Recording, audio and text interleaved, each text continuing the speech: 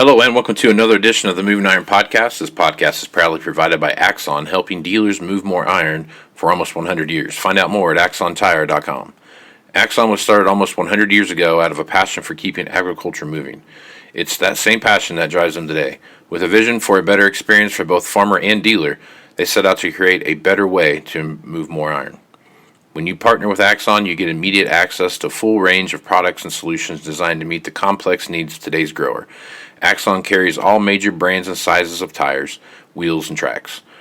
From custom colors and sizes to fully customized wheels, you can have the solution for virtually any problem today's farmer is trying to solve. To find more or become an Axon dealer, please visit axontire.com. Moving iron in the 21st century.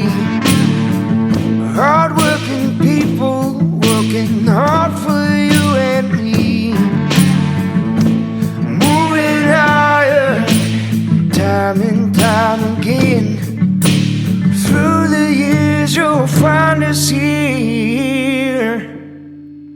Moving iron. Hello and welcome to Moving Iron Podcast. Marcus with Chip Nellinger. This edition of the Moving Iron Podcast is brought to you by Axon Tire, helping dealers move more iron for the past 100 years. For more information, go to axontire.com. And also, if you're looking for a great place to get tools for your salespeople to manage their deals as well as their contacts and the customer base that they work with, check out Arrow at heyarrow.com. Chip is with Blue Reef Agri-Marketing out of Morton, Illinois. Nice enough to come on to the Moving Iron Podcast and talk about what's going on in the market. So, Chip, how you doing, man? Hey, doing well, Casey. Got to say happy Veterans Day to all the veterans today. It's I appreciate your service and everything you've done for us. So. Absolutely. I second that, Casey. Happy Veterans Day. Keep you in my thoughts and prayers here, and have a great day, everybody out there. So, Chip, there's a fair amount of stuff going on. Harvest is starting to wind up.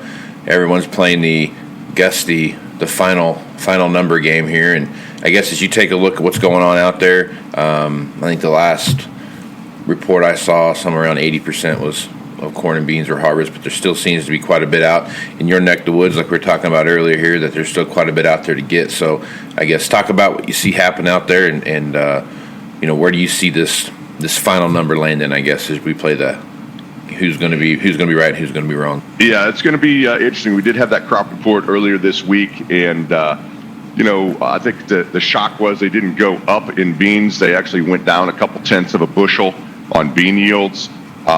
Carryout didn't go up as much as expected. It only went up 20 million bushels in beans. The market was fearing something way, way worse than that. And so you had that immediate reaction sharply higher in beans because we overdid it to the downside on fear. Kind of the opposite in corn. And I guess the shock there is that, the carryout was just a touch bigger than expected. It did go down a little bit because they raised demand up. With a higher corn yield, they were up a half a bushel on corn. And, even in spite of that, the corn market has acted very well post-report. You mentioned there is still some crop left to get.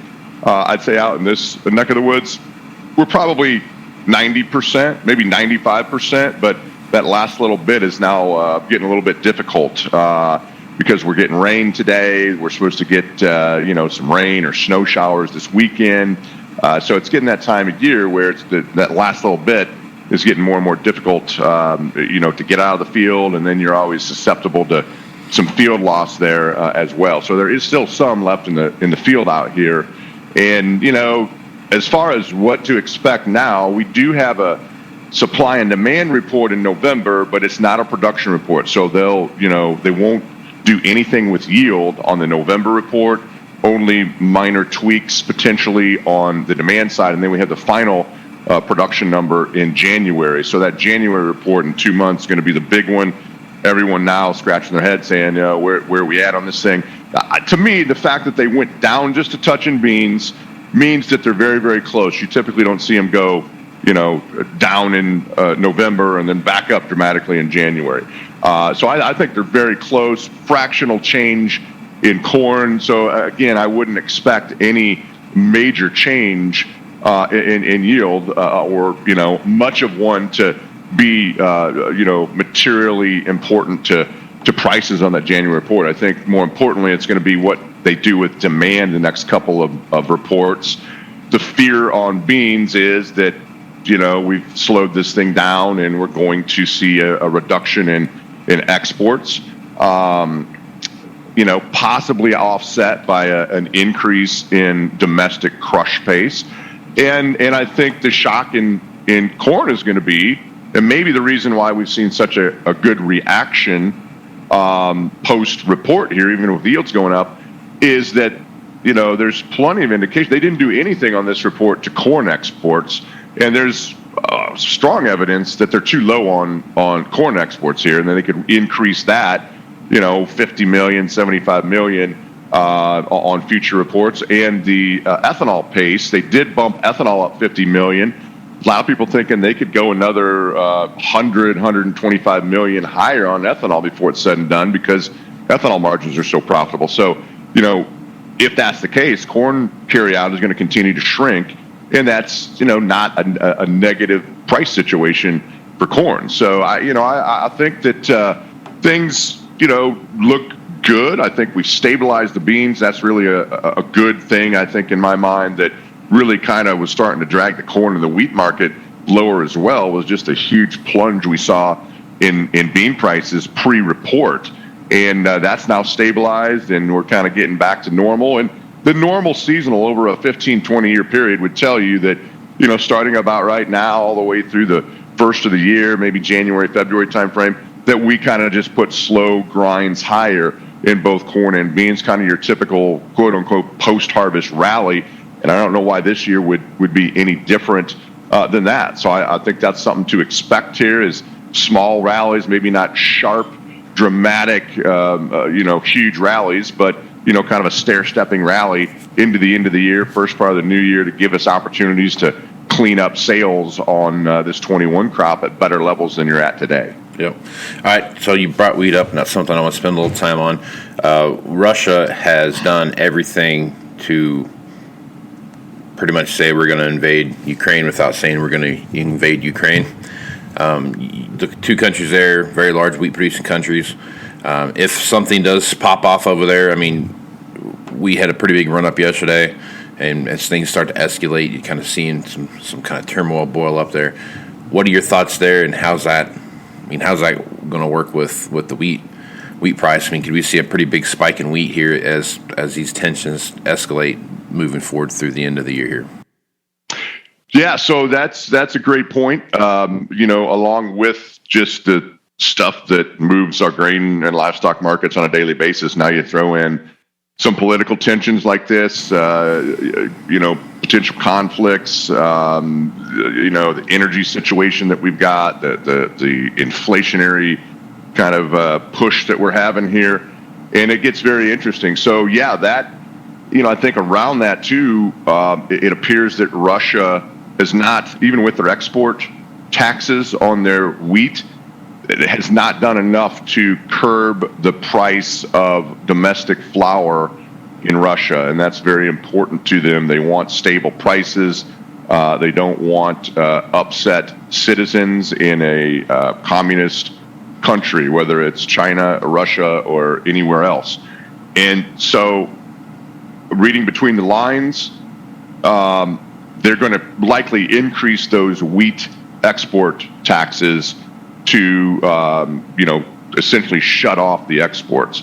When you start throwing in, Russia, Ukraine conflict potential, yeah, that gets very, very interesting, because those are obviously both big, wheat and corn producing areas, and important, and they export a lot typically of wheat and corn out of that country or out of that Black Sea area. So when you start talking about a conflict that could have implications on the Black Sea and exports leaving there, it gets interesting. And then, as important, you throw in the energy, price potential there too, because there's a lot of pipelines that go, from Russia through Ukraine.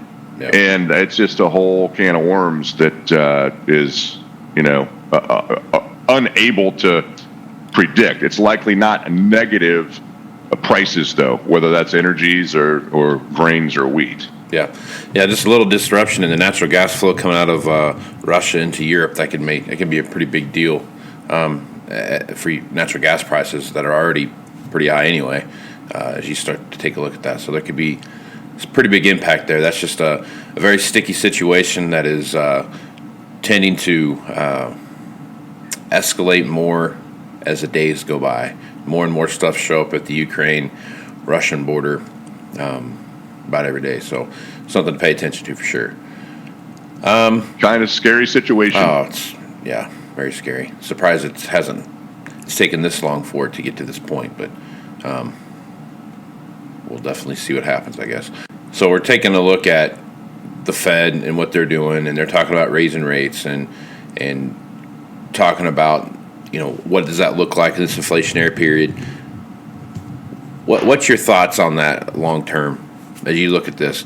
If interest rates start to creep up and we get 4% and 5% and 6% interest rates, how do you think the market's going to react to that? Well, that is the $64 trillion question. Is the world is wondering and placing some large bets in some cases on how this thing's gonna end from an inflation standpoint. They're still sticking with the transitory thing talk, and I think that everyone probably laughs at that currently. So, they have immediately at their disposal, just with the click of a button, they could slow this thing down a little bit as interest rates go up. If you look at the interest rate markets, they've been wildly volatile, and one day they're up sharply rates, and the next day they're down sharply, and the dollar has been very strong through this, even in the face of the Fed saying we're not going to raise interest rates, we don't need to, this will pass.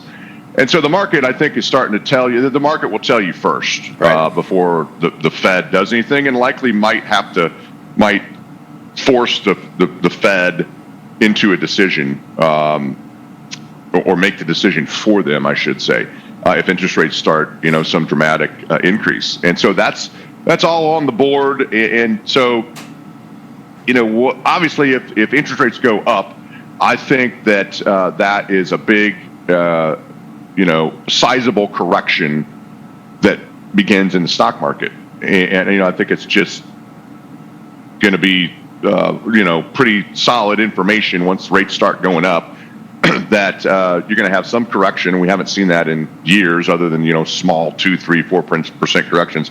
Obviously, the COVID break was bigger than that, but that was fairly temporary. So this point being with all of it is you could have some wildly volatile prices. You already see that in some of these, metals markets and interest rates and energies, big swings. And that'll spill over into the grains too.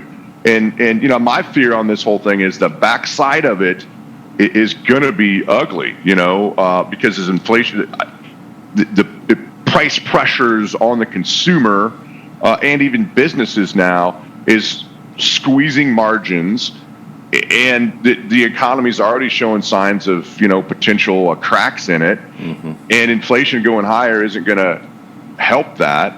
And so if they have to raise rates at a time where the economy is already slowing, it's catastrophic. And so they don't, it's almost like they're damned if they do, damned if they don't. They waited too long. The toothpaste is already, out of the tube and it ain't going back in. And now it's like, what's the least painful way to do it? And if you count on the government to make the least painful decision, and the one that's correct, you're going to be very disappointed. So it's not going to end well, is my guess. I don't know if that's 3 months down the road, 9 months, 18 months, but the back end of this inflation thing is, in my mind, another fairly steep, deep recession. And when the air all comes out of the inflation balloon, it won't be a slow leak; it'll be a pop. And you'll have some major volatility likely to the downside. And so it's going to be a wild ride, and there's no time to go back and say, well, the last time this happened, X, Y, and Z was the result of it, because we had some inflation in the 70s and 80s, but this is an entirely different animal. So there's nothing to go back historically and say, yeah, this is what we can expect, because it's like we're living in a, permanent experiment here. Yeah, that's what it feels like. Absolutely. I mean, this is a different kind of inflation that was, really a man-made. Not that others aren't, but this was a very much a made inflation with COVID aid and various programs that were out there. This is what stems from all that. So, absolutely, definitely going to be an interesting ride to see what happens as this moves forward here. So, well, Chip, a lot of stuff going on, a million things that you just laid out here. Good reason to work on your plan or go back and revamp that plan as you move into the 2022 year, because as things sit right now, seems like anymore, Chip, if you're 6 inches in front of your face is about as far as you can see, and there's just too much uncertainty out there. So if folks are working on that plan, what's the best way to get a hold of you guys over at Blue Reef Agri-Marketing to help guide that experiment there? Casey, the best way is just give us a call at the office, and that number is 309-550-7213. We'd love to chat with you, kind of see what your current plan is and how you might be able to improve that. We mentioned it is 2022 from a grain production standpoint and risk out there. It's just enormous. The costs and fertilizer, nitrogen inputs, just unbelievably expensive out there, and the margins are getting really tight, and there's a lot of dollars on the table. So it's more important than ever to have a well thought out plan and strategy, and then more importantly, execute on that strategy when given the chance. That's the hard part, is taking it from paper to reality and pulling the trigger. So that's what we help people with. Yep. Yeah. Chip, you guys are doing a great job over there. Thanks for being on the podcast, man. You bet. Appreciate it. Appreciate you having me on, Casey. And again, happy Veterans Day to everyone out there. Right on. I'm Casey Seymour with Moving Iron Podcast. Make sure you check me on Facebook, Twitter, and Instagram. That's where you're going to find the latest editions of the Moving Iron Podcast. Also, go to MovingIronLLC.com for all the latest information about Moving Iron Podcast, as well as the Moving Iron Summit coming up here. Have information out of that very soon, so stay tuned to that. So with that, I'm Casey Seymour with Chip Nellinger. Let's go move some iron, folks. Out. You want to have a meaningful competitive advantage to help sell more equipment. Whether you represent the sales, parts, or management department of an implement dealership, there's a surprising amount of complexity when it comes to tire, wheel, and track technology. Let Axon worry about that so you can get back to supporting your customers. Axon has leveraged years of experience to create a streamlined process that gives you a proven path to help today's grower and sell more equipment. The roots of their organization go back almost 100 years to the invention of the rubber tractor tire. Supporting agriculture is the number one driver of Axon, from product development through sales and service. To find more or become an Axon dealer, head over to axontire.com. Moving higher in the 21st century. Hard-working people working hard for you and me. Moving higher, time and time again. Through the years you'll find us here. Moving higher.